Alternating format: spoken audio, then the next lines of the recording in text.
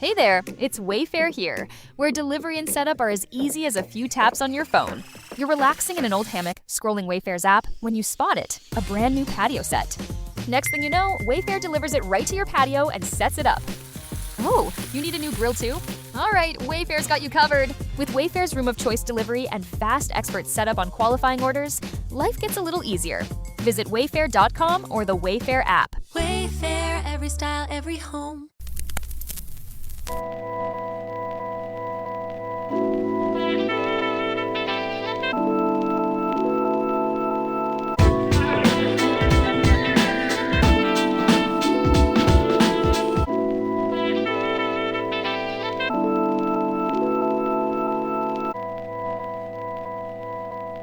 Welcome to the Black Tags. There's an African proverb that says, "The hunter in pursuit of an elephant does not stop to throw stones at the birds." One of my greatest challenges, and has always been, is staying focused. This brain of mine will jump from one thing to the other, back to it, something completely, absolutely nothing connected in any way, go to that, and then all of a sudden swing the fuck back around to where I was in the beginning. It has been the strangest thing of having all these thoughts and all these voices in my head, characters, not I'm crazy, at the same time and trying to stay focused on the task at hand. And it's been a practice that I've had to kind of do and a kind of balance. Undergrad, grad school, I just did what the fuck I had to get done because I hated it. I wanted to get to the end result. And either that was I was going to med school or I was going to law school. But law school gave me this very narrow focus of how to focus on what the task is at hand and then add pieces to it as I move forward. So what I try to do and have always tried to do is look at the long-term objectives. Look at my goals long-term. When I started part of my career, I had broken it up into 3 sections. In the beginning of my career, it was my education. And then in the middle of my career, it was going to be business and legal affairs. But somewhere, somehow in the middle of the business and legal affairs, the creativity and the marketing became an issue. And now I'm at the 3rd stage of my career, where I want to be a full-time content creator, but I also want to be an educator. And I have to figure out how to find the balance between the two of them in order for me to use this brain that I have that just wants to do whatever the fuck it wants to do, when it wants to do it. So I focus my energy on the long-term goal, which goes back to something, and I've said this repeatedly, that my father taught me, that my mother instilled in me, that my grandparents made sure we knew, that we were never to live with would've, could'ves, and should'ves. Because would've, could'ves, and should'ves never get you to an end goal because you're always worrying about what's behind you. There's a reason why the windshield is bigger than the rear view mirror, because you have to see what's ahead of you, both wide and narrow, for miles ahead. And when you think that way, you then have a reason to get up and stay focused. You have a drive that begins to build within inside you, and that drive that bubble inside you and wants to make sure that you achieve the things that you need to achieve, and you're willing to sacrifice whatever it takes to do it. And you have moments of not wanting to sacrifice. Hell, I'm on a water fast right now, and right now I want food. Like I want big old nasty, greasy Domino's thin crust pizza with jalapenos and pineapples on it. And I want to sit down with a bottle of ginger ale, a bag of potato chips, and just eat all that shit. But I know I can't. I want to, but I can't, because my goal is to try to get as close to 7% body fat by my birthday.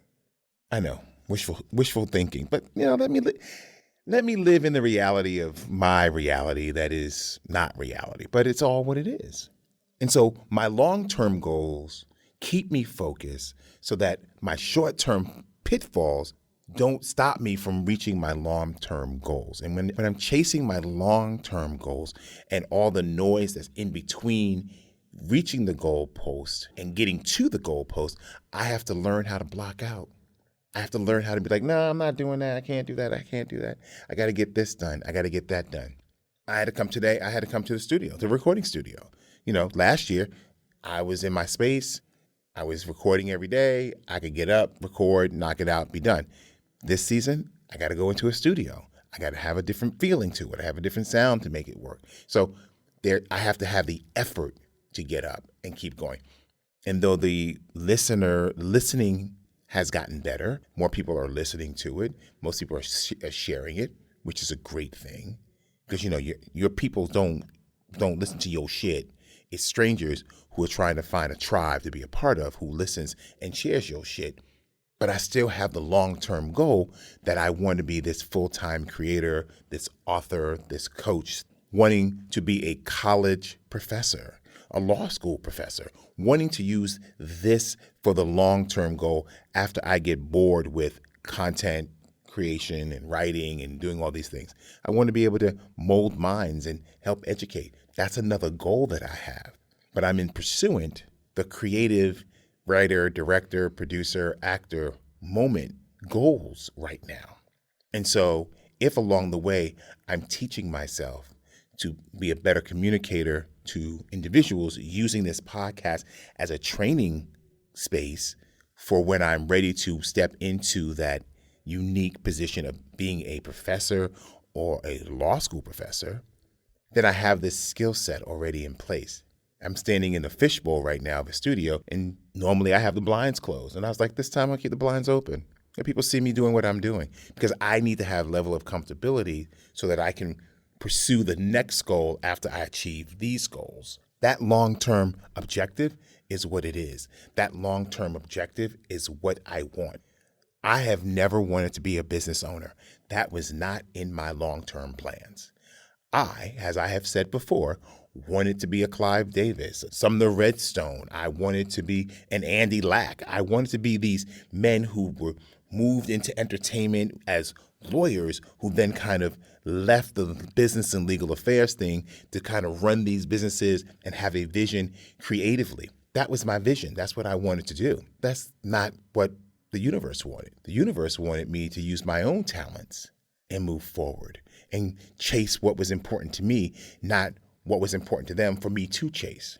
Elijah Muhammad says in one of his books that I was reading when I was in college that we as Black educated men and women go get these skills, do all this stuff, and then take these skills and instead of putting it into our own communities, we go into their communities and we give them all our brain trust, all our brain power, and we don't use it to build and brand our own communities. It's time for us to do that. It's time for us to rethink what our long-term perspectives are overall. Because if you look at the current climate that we are in, somebody feels like it's trying to get us back on a plantation. And I don't know about y'all, but these hands are far too soft for me to be out in the field doing any type of manual labor. Sorry, that is not my story. That is not my dream at all. But that's what it feels like. It feels like you want to get rid of all these immigrants so that us Black folk who are here can go back to what we were doing centuries ago. Not happening. Not today, not tomorrow, not never. But with our long-term goals, we can still chase what we want. We can still do what we want. And if they won't let us in, fuck it.